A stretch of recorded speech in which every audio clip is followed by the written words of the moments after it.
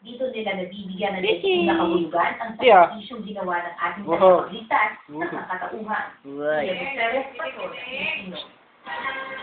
Samantala, marami ang piniling magpakasyon kasama ng kanilang mga kapatid tayo si Mara Santa. Pero, napaalala po ang Simbahang Katolika na hindi dapat makalimutan ang panalangin. Nagpapatrol Abner Mercado.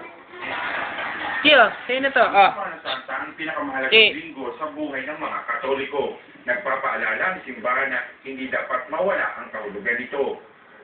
Ang mga araw na ito walang pasok upang tumahimik tayo, upang magdasal, upang magnilay sa mga bagay na ginawa ng ating Panginoon. Ano man ang gawin natin sa mga mahal na araw na ito, huwag natin kakalimutan ang ating Panginoon. Ayon kay Father Alex Season, mulat pa rin naman ang marami